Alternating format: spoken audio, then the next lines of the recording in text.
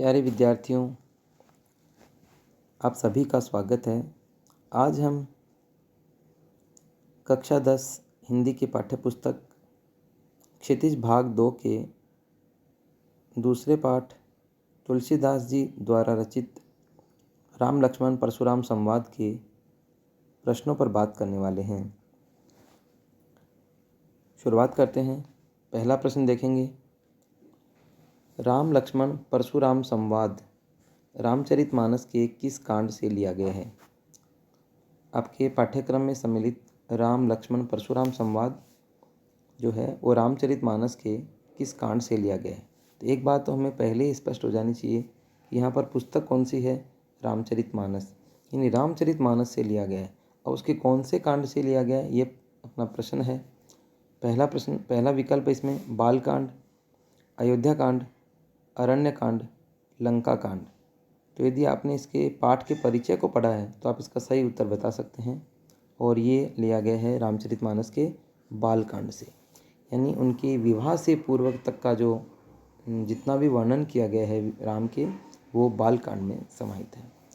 अगला प्रश्न देखेंगे। प्रश्न संख्या 2, तुलसीदास जी का जन्म कब हुआ?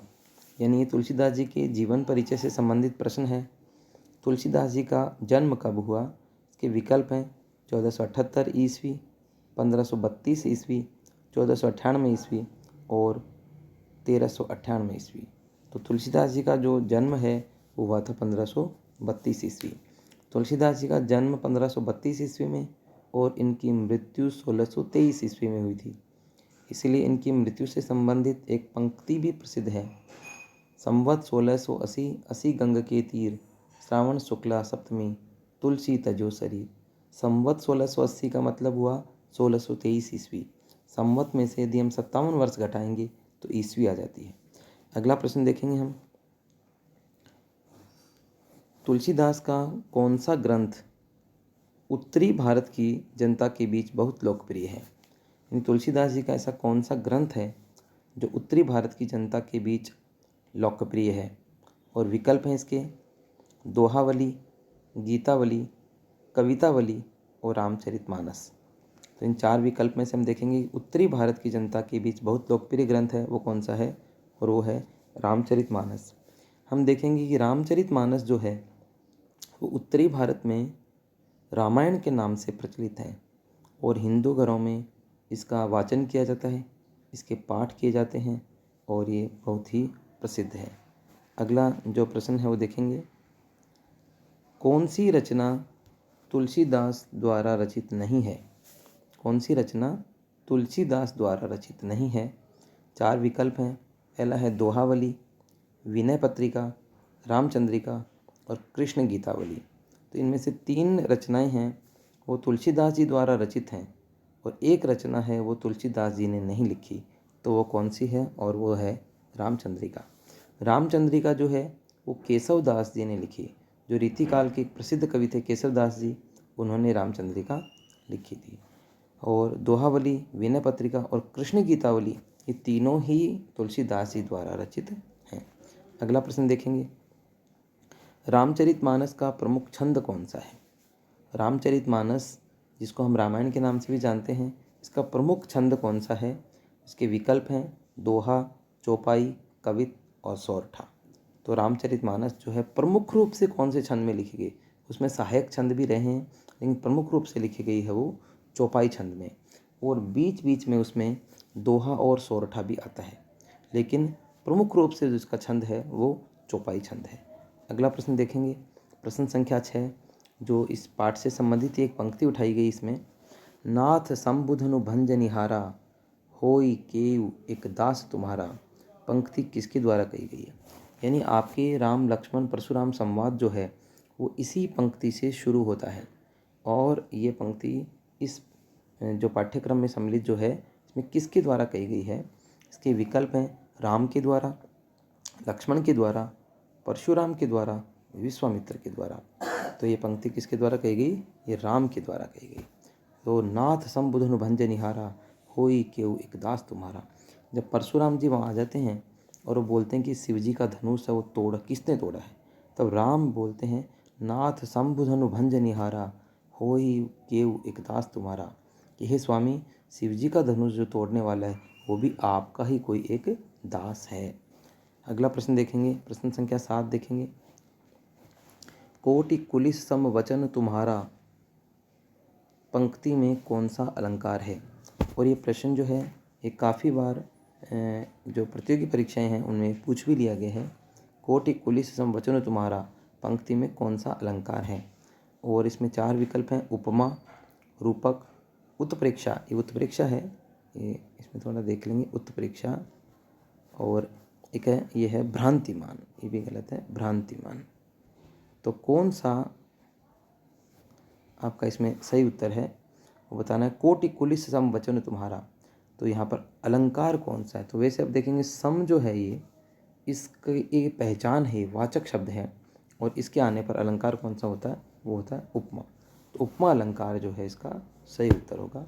कोटि कुलिस सम वचन तुम्हारा, यानी करोड़ों हीरे के समान तुम्हारा वचन जो है वो कैसा है, ये कठोर है। और यहाँ पर वैसे उपमा में जो विशेष जो है इसका है वो है, इसमें लुप्त उपमा जो है वो इसमें आएगा। अगला जो प्रश्न देखेंगे, प्रश्न संख्या 8। सुनहु राम जेहि शिव धनु तोरा, एक पंक्ति है, सुनहु राम जेहि शिव धनु तोरा, पद में परशुराम ने शिव जी के धनुष को तोड़ने वाले की तुलना किससे की है। किससे की है, किसी से नहीं, किससे की है। तो ये राम से, लक्ष्मण से, सहस्त्रबाहु से और विश्वामित्र से। तो तुलसीदास जी ने जो है ये इसकी तुलना जो किसी की है वो है की है सहस्त्रबाहु से। सहस्त्रबाहु नाम का जो राजा था उसको अपना दुश्मन मानते थे, उसका वध भी किया उन्होंने। तो उन्होंने कहा कि शिव जी के धनुष को तोड़ने वाला, कि हे राम सुनो, शिव जी के धनुष को तोड़ने वाला वो मेरा दुश्मन है। और वो किसके समान दुश्मन है मेरा, सहस्त्रबाहु के समान। सहस्त्रबाहु या फिर सहस्त्रबाहु। पंक्ति पूरी इस प्रकार से, सुनहु राम जेहि शिव धनु तोरा, सहस्त्रबाहु समसो रिपु मोरा, कि वो सहस्त्रबाहु के समान मेरा दुश्मन है। तो इसमें सहस्त्रबाहु से इसकी तुलना की गई है। अगला प्रश्न देखेंगे, अहो मुनीसु महाभटमानी, पंक्ति किसके द्वारा कही गई है। हो मुनीसु महाभटमानी, यानी हे मुनि आप महान योद्धा हो। ये पंक्ति किसके द्वारा कही गई, राम के द्वारा, लक्ष्मण के द्वारा, परशुराम के द्वारा, विश्वामित्र के द्वारा। तो ये पंक्ति किसके द्वारा कही गई है, लक्ष्मण के द्वारा। तो लक्ष्मण ने पंक्ति कही, हे मुनि आप तो महान योद्धा हो, और ये व्यंग्य बाण है लक्ष्मण की। अगला प्रश्न देखेंगे,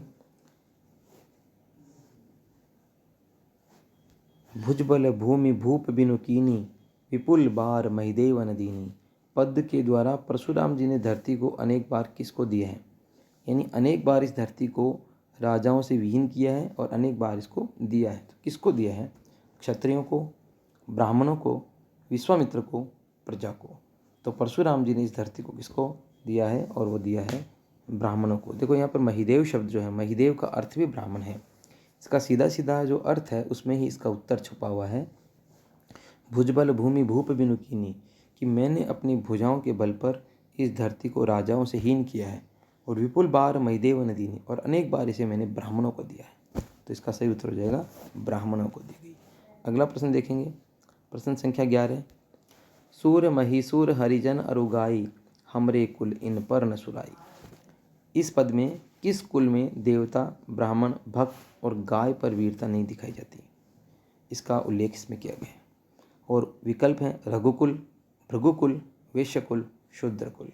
तो कौन से कुल में गाय पर, देवता पर, ब्राह्मण पर और भगवान के भक्तों पर वीरता नहीं दिखाई जाती, और वो इसका सही उत्तर है रघुकुल। यानी लक्ष्मण ने कहा है कि हे परशुराम जी कि आप तो ब्राह्मण हो और हम ब्राह्मणों पर वीरता नहीं दिखाते।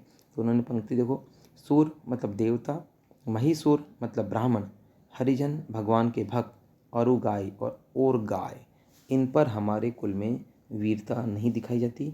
और लक्ष्मण किस कुल के थे, वो रघुकुल के थे। तो इसका उत्तर हो जाएगा रघुकुल। अगला प्रश्न देखेंगे, कौशिक सुनहु मंद येहु बालक, पद में मंद बुद्धि बालक किसे कहा गया है। कौशिक सुनहु मंद येहि बालक, पद में मंद बुद्धि बालक किसे कहा गया है। और इसमें विकल्प है राम को, लक्ष्मण को, भरत को, शत्रुघ्न को।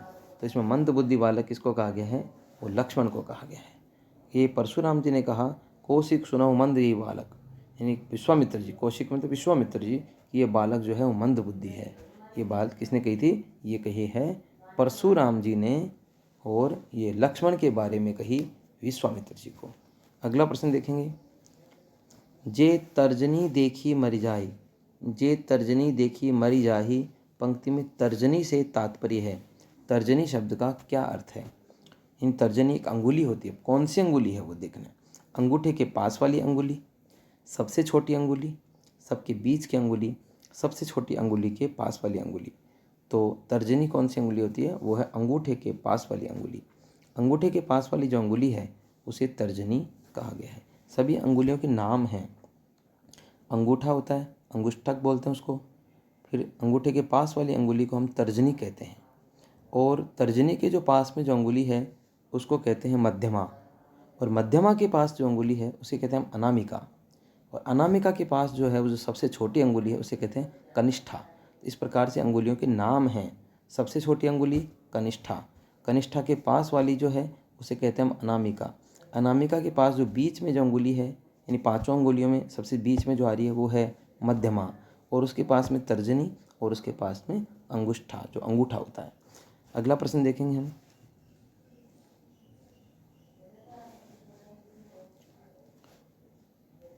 तुलसीदास के बचपन का नाम क्या था? तुलसीदास जी के बचपन का क्या नाम था? और इसके चार विकल्प हैं, नंदलाल, राम बोला, आत्माराम, जीवनलाल।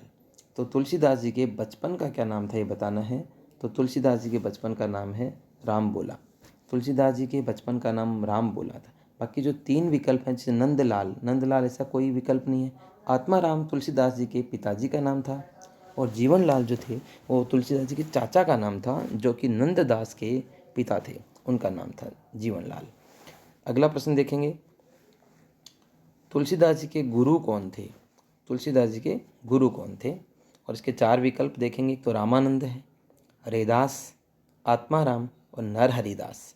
चार विकल्प हैं। तो तुलसीदास जी के गुरु का नाम हम बताना है। तुलसीदास के गुरु का नाम है नरहरिदास। देखो, रामानंद जो हैं वो कबीर के गुरु थे, और नरहरिदास के भी गुरु थे वो। रैदास जो हैं वो मीराबाई के गुरु थे, और आत्माराम तुलसीदास जी के पिताजी का नाम है। नरहरिदास जो हैं वो तुलसीदास जी के गुरु का नाम है। अगला प्रश्न देखेंगे, गाधी सुनु कै हृदय हसी, मुनहि हरि हरे हरियरे सूज। गाधी सुनु कै हृदय हसी, मुनि हरि हरे सूज। पद में मुनि शब्द किसके लिए प्रयुक्त हुआ है? कौन से मुनि के लिए मुनि शब्द प्रयुक्त हुआ है? विकल्प में विश्वामित्र, परशुराम, दुर्वासा और राजा जनक। चार विकल्प हैं। तो इसमें मुनि शब्द किसके लिए प्रयुक्त हुआ है? और इसमें सही उत्तर है इसका परशुराम जी। देखो इसमें क्या होता है, गाधी सुनी, और गाधी सुनु कौन है? गाधी सुनी है विश्वामित्र जी। वो अपने मन ही मन, अपने हृदय में हंसते हैं। गाधी सुनु का हृदय हंसी, अपने हृदय में हंसते हैं। मुनि हरि हरि हरि हरे सूझ, कि मुनि को हरा ही हरा सूझ रहा है। मतलब इनको बहुत आसान लग रहा है ये काम, कि लक्ष्मण को हराना, मारना, उसे युद्ध करना बहुत आसान काम लग रहा है। तो मन ही मन वो हंसते हैं। तो यहाँ पर जो मुनि जो शब्द है, कि मुनि को हरा ही हरा सूझ रहा है, तो मुनि कौन है यहाँ पर? परशुराम जी हैं, जो लक्ष्मण को बहुत आसान समझ रहे हैं, बहुत कमज़ोर समझ रहे हैं। तो यहाँ पर मुनि शब्द है परशुराम जी के लिए। और ये बात सोचता कौन है? विश्वामित्र जी। तो गाधी सुनु शब्द यदि आप पूछा जाता तो आपका उत्तर हो जाता विश्वामित्र जी। अगला प्रश्न देखेंगे, गर्भन के अर्भक दलन परसु मोर अति घोर। गर्भन के अर्भक दलन परसु मोर अति घोर। पद में अर्भक शब्द से क्या अर्थ है? और इसके विकल्प हैं धनुष, मंच, फरसा, बच्चा। तो यहाँ पर अर्भक शब्द का क्या अर्थ है? और अर्भक शब्द का अर्थ है बच्चा। तो यानी परशुराम जी ने कहा कि मैं इतना निर्दयी हूँ, और मेरा फरसा जो है वो इतना घोर है कि उसने गर्भ में ही, यानी शिशु जो हैं, बच्चे जो हैं, उनका वध किया है। गर्भन के अर्भक दलन परसु मोर अति घोर। तो अर्भक शब्द का अर्थ है बच्चा या फिर शिशु। अगला प्रश्न देखेंगे, कटुबादी बालक बद जोगु। पद में परशुराम जी ने किसे वध के योग्य माना है? कटुबादी बालक वध जोगु, कि कड़वे वचन बोलने वाला जो बालक है ये क्या है, वध के योग्य है। और इसमें किसे वध के योग्य माना, किस बालक को वध के योग्य माना, राम को, लक्ष्मण को, जनक को और भरत को। तो इसका हमें सही उत्तर बताना है और सही उत्तर है लक्ष्मण को।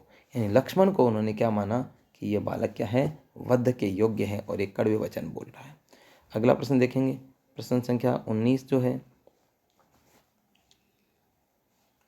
प्रश्न संख्या 19 है, उसको देखेंगे। बालक बोली बधो नहीं तो ही, पंक्ति में कौन सा अलंकार है। बालक बोली बधो नहीं तो ही, पंक्ति में अलंकार बताना आपको। तो इसमें विकल्प हैं उपमा, रूपक, अनुप्रास और यमक। तो इसमें आपका सही उत्तर हो जाएगा वो है अनुप्रास अलंकार। देखो बालक में ब आ रहा है, बोली में ब आ रहा है और बधो में ब आ रहा है। यानी ब जो वर्ण है उसकी आवर्ती हो रही है, ब वर्ण बार बार आ रहा है, इसलिए यहाँ पर अलंकार कौन सा हो गया, अनुप्रास अलंकार। अगला प्रश्न देखेंगे हम। अगला और अंतिम प्रश्न है प्रश्न संख्या 20। ये ही धनु पर ममता के ही हेतु, ये ही धनु पर ममता के ही हेतु, इस पद में किस धनुष की बात की गई है, इसमें किस धनुष की बात की गई है। तो यही धनु पर ममता के ही हेतु, तो कौन से धनुष पर ममता की बात की गई है, शिव जी का धनुष, राम का धनुष, जनक का धनुष, लक्ष्मण का धनुष। तो इसका सही उत्तर हो जाएगा शिव जी का धनुष। तो ये धनुष जो है, धनु शब्द जो है धनुष के अर्थ में प्रयुक्त होता है, तो इसका उत्तर हो गया शिव जी का धनुष। तो आज के लिए इतना ही, धन्यवाद।